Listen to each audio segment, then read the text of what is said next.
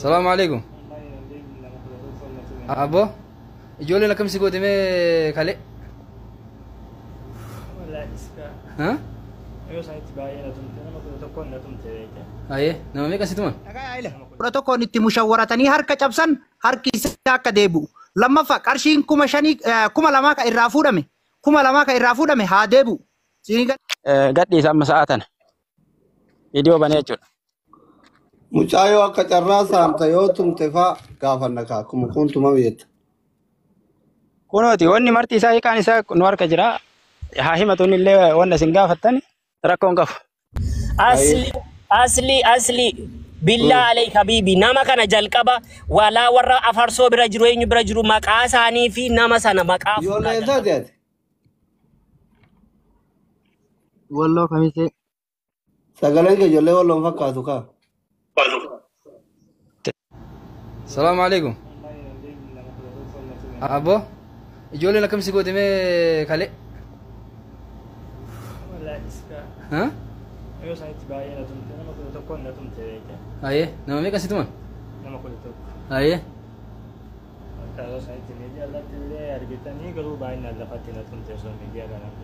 سيا كم ديم يسس أقدر تيرو لكابا كم تريت؟ ها؟ أيه إيه سيو مال سينجر رeh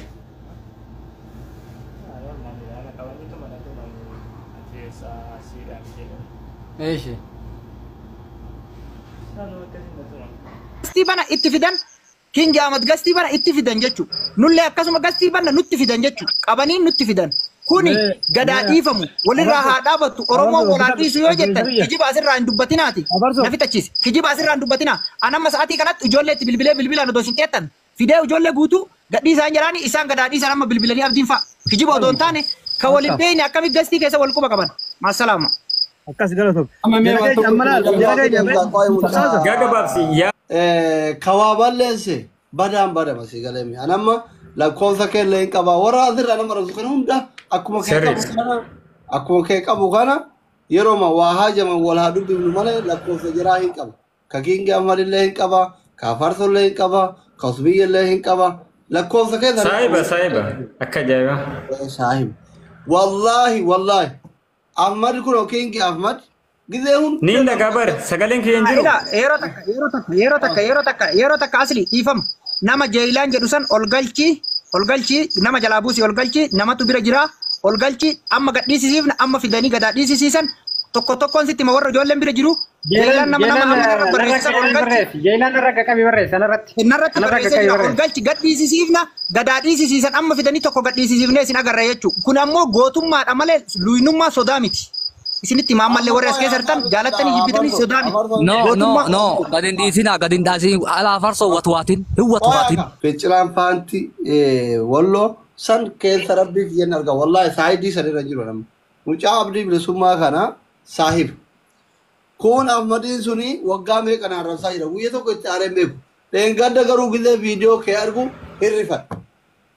Sigalemi nama guyyaa tokko rakkoon isaa yoo waallee godhuufii dadhabde rakkoon isaatitti dhagayamee bira dhaabbate tokko yoo waan itti hime xaqitu wallahi even amma nama waltumuu wal hiisisu karaa miti wallahi karabbiin argu abdi viidiyoo keessa yoo arge mul'ii kana nacite saalfadheetuma jalatti dabalatu anamma ka barbaadu fincila atis hafarsoo atis usmiyyee atis warri as jala jirtanis ijoolleen keenya ka wallooti fi ka arsillee dubbiin ka irraa kaate eenyu dura arrabse ka jedhu sani obboleessa kiyya hin beeyne dubbiin bakkeen isii kaate gargaarsa ummata keenya ka wallootirraa kaate si galeemi gargaarsa san abbaan fedhe amma abbaa ta'u malee ijoolleen walloo guyyaasa yoo yaadattan ta'e ana isinitti hima mucatti wallolanii bakkee lolli irraa ka'e sitti baara dhagaye ooy dhageeffadhu gurraan dhageeffadhu bakka lolli irraa kaate irraa sitti baara lolli bakkee jalqaba ijoollee wallooti fi faafii walloltee anaa faafiif ijoollee walloo gaafa tiktookin isii gubate walitti araarsaa jiru faayizaa Iliyaas dhuftee yaa aslii keenya durriyyee ruuze quuftee miidiyaa irraa walloltu hawaasa kee biyyaa dhumaa jiru sagaleen taatu naan jettee sagantaa gargaarsaa qabna. Namni gargaarsa uummata kiyya kawalloo san qabe anaaf faayidaa makiidha. Warri kun ergasii nutti dabalame. Amma qabsoon eega goolabame kaaraat kiiloo seenu kan biraa haa ta'u malee. Achirraa akka ka'e gargaarsi sun eessa dhaqe irratti gaafii akkuma ammoo ijoolleen kenna. Gargaarsi uummata argee eessa dhaqe jedhee nu gaafataa jiran kunillee nu arrabsaa jiran kana eessa ga'ee bakka gaafannaan namni anafaa makiifaa mubaarakiinfaa gaafannaan gargaarsi sun deemee akka waan gandummaan wanno ijaarameetitti itti galee kiingi afmanfaatti akka waan mubaarakiif ijoollee arsii walitti ka'ee gargaarsarraa ka'ee jechuudha. Dubbii eenyu dura ka'ee dhageeffadha. Sigaleemi ati arsirraa rakkoo qabaattee miti. Hafarsoon wallorraa rakkoo qabaattee miti. Rakkoo qabaattee miti. Rakkoo ummata keenya achitti faannoon fixaa jiru mallaqa san karaa gaafachuutiin eessa ga'e irraa kaka'e balaan kun zooree amma isin miskiinan biyya arabaa wal ficcisiisuurra ga'e dhugaasitti himaa. Sigaleemi dhugaan jiru kana gaafa jalqabaa waan san irraa ka'ee warqituun arrafamaa turte, leensodiigaa arrafamaa ture, waaqoo guutuu arrafamaa ture. Ajoollee tanuu marraa meeqa sirriitti mannee jiru. Kijibdanii dubbiidhaaf soba. Isinillee maaliif miskiina gad hin dhiifne, ijoolleen keenyallee maaliif miskiina gad hin dhiifne arrabni tokko naa xumuramu.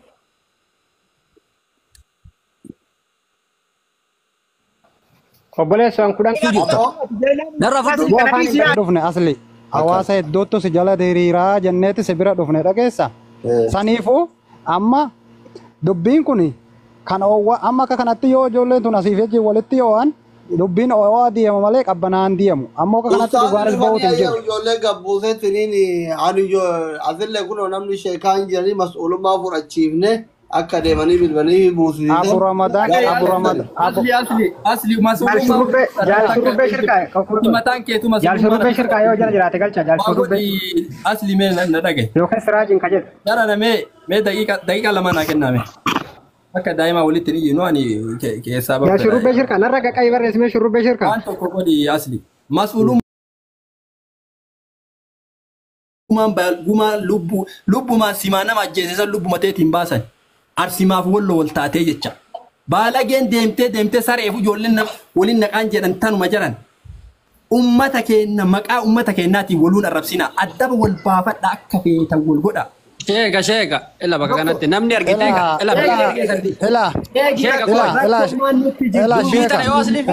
Ijoollee tana yoo feetan shorxaa qabadhaa seera dhiyeessaa cufa isii afaan qabaanurraa. Waan qabuufidha. Kanii waan kana kaa'e. Amma akka jarri kun araaramuu qabanitti jara kanatu hin taane jarri kun yoo barbaadan walaa gaggalagalchan warra sitti ofii isaanii walii isaanii ajandaa wal godhatu. Ani jara kanatu hin taane wanti na dhibaa jiru ijoollota miskiina sanadha.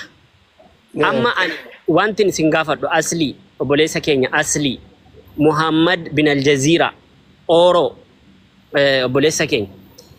Namoota bira jiran kanan barbaadani maqaa isaanii akka dhuunfaatti. Namoota warra garee afarsoo jalas jiran, namoota gara warra ijoollee wallootiinis bakka sana jiraniin namoota sana barbaanna maqaa isaanii.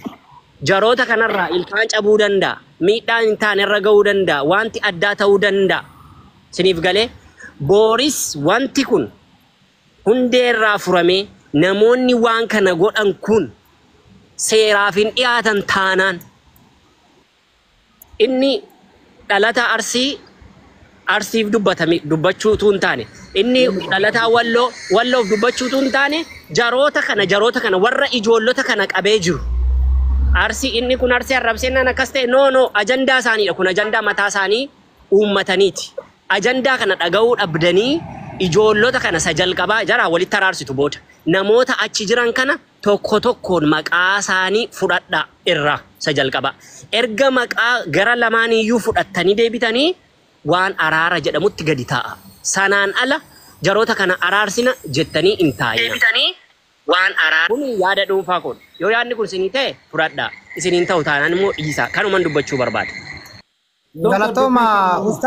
Galatooma amma haasaa guddaan barbaadnu dhaabaya akki nutti booyinaati isinillee warra nutti booyina dhagaya Kuno ani tokko fideen jira nama bira jiru fideen jira. Dhagaa yaa'ila. Kudha tokkoon itti mushawwaratanii harka cabsan harki isaa akka deebi'u. Lammaffaa qarshiin 2,000 ka irraa fuudhame 2,000 ka irraa fuudhame haa deebi'u. Siinii galee 2,000 ka irraa fuudhan deebisa. Harka isaa kan nama 11 cabsan deebisa. Ammaaf ammoo jaal shurrubbe. Oo warahmatullahi wabarakatuh. Waalaikum salaam. Gadhii sama sa'aatan. Video banee jechuudha. Mucaayoo akka carraa saamta yoo tumte faa gaafanna kaa kuma kuntuma beekta.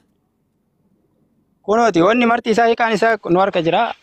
Haa himatuun illee wanna isin gaafattan rakkoon qabu. Asli billah alayk habibi nama kana jalqaba walaa warra afarsoo bira jiru eenyu bira jiru maqaa isaanii fi nama sana maqaa fuudhaa jalqaba. Ijoollee isaati ati? Walloo kamisee. Sagaleen kee ijoollee walloon fakkaatu kaa. Asgara gale meeqoo? Asgara gale kaameraatti asgara gale dhiin. Dhiin jinqini sagaleen kee ijoollee walloon fakkaatu. Isodaatin anillee kamiseedha ijoollee wallooti kamiseedha booni eenyuti ma'aan kee? Ali. Tasif sasirratti. Asike fuula isaatiin asaa garaa galu maal sodaate? Isodaatin asike. Fuulaa miti. Fuulaa bar kun aboo. Maal taate? Ol jedhi mee ol jedhi. Fuulaan ol jedhi akkanatti. Ati jedhi maa itti siksi kaameeraa mee shurubbe. Aboo kana caala keessa seenna mooy. Sitti argisiisaa irraa. Maa jawwaala lebleb gootare. Eenyu maqaan kee obboleessa kiyya tur. Maqaan Aliidha. Ali. Ali siin jedha. Eenyu. Maqaan isaa Aliidha jaal shurubbe. Aye. Jaal shurubbe. Ali. Asli koi ga waan baramu malu baranna. Barat. Ali jedhama jettanii maqaan isaa? Aliidha. Itti dhiisaa rakkoon qabu. Amma mucaa dubbisaa jedhee bara mucaa dubbisaani mucaa agartee mucaan keenya ta'uu nan beeka walloo ta'uu nan beeka mucaa dubbisa. Abbo Dr. Dageetami. Wanta kana kabajaadhaan fidaa jettanii finne on. Mucaan kun mudhii gadi qofaa walloo maaliif martoo qofa nu qabdan mucaa asiisaa hagaafii gaafa. Abbo fuula sitti argisiisan. Mudhii gadi qofaa walloo. Fuula sitti argisiisan jiru. Koi ani walloodha maaliif hin dubbanne mucaan maanatti hin dubbanne nan gaafadhasa kamisee walloo kamisee jedhaa keekoo jirtanii yookaan bakka gadhiisuufis hin deemtanii jechuudha. Amma deemu kabajaadhaan nama dubbisiisee akka barbaadetti nama gaggeessa malee haala kanaan namni nama gaggeessu. Don dhufin kijibaa dhuftan piraankii kajata mucaa kana reefitan mana kiyyan nama 2,000 irratti hidhamee gidee inni hidhamee dhufu dhaabbatee dhufe reefitan. Ati amma dhaabaa. Ilmaan Oromoo guutuu hundumti keessanuu jechuudha. Kutaan Oromoon qabdu hunduu jechuudha. Ajandaa walii uumuun dhimma adda addaatiin waliin taggoo yookaan ammoo takaaroo keessa seenuun numa jirti. Obboleewwan keenya an waa'ee Oromummaa isin barsiisu yookaan ammoo takaaroo keessa seenuun numa jirti. Obboleewwan tokko abdii bilisummaa miyuutii godhi. Walloo kaleessa jechuudha. Obboleewwan keenya ambaan jechuudha, diinaan jechuudha, nafxanyaan jechuudha. Yeroo jarri miidhaman hirqinfannee boo'aa waan dandeenyuun isaan faana iyyaa turree jennee har'a deebi'anii jechuudha. Ilmaanumti Oromoo kaleessa boo'aa fi turan wallaaltota keenyaa wanta akkanaa yeroo raawwatamu. Arsii hawaasa keenya, hawaasa Oromummaa isaatiif dhufaa darba seenaa gurguddaa galmeessaa jechuudha. Abbaaf ilmaanittidha. Dhumataa jechuudha. Oromummaa kanarra siin ga'ee jedhe. Obboleewwan keenya kumaaf kitilaan mana hidhaa keessa teessee achitti shamtee, achitti raammoftee, achitti cittooftee, achitti injiraanoftee, feestaala gurraacha uffannee akka nama du'eetti jechuudha. Isaan jala boo'aa mootummaaf humna danda'uun iyyaa taa'aa jirru kana.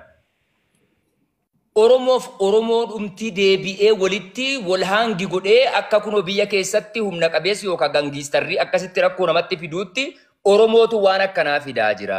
Jettanii yeroo asirratti dubbattanu dhiifama naaf godhaati ajandaa kana osoo dubbachuu dhiiftanii kallattiidhaan namoota waan kana keessa beektanu dhugumatti biyya Saawudii Arabiyaa keessa namoonni jechuudha Oromummaa isii qulqulluudhaaf dhiirummaa qabna jettanu namoota kana follow up godhaati gudeedaadha isaanii keessa miti kan jiran lafarra jiru isa Arsii haa ta'u isa Walloo haa ta'u hordofaati isa qaama namaa irratti miidhaa qaqqabsiise isa maallaqa namaa nyaate qabsiiftanii qaama seerri ilaallatuun kallattiidhaan jechuudha hiree obboleewwan keenya manadhaa jiranii akka namatu jechuudha.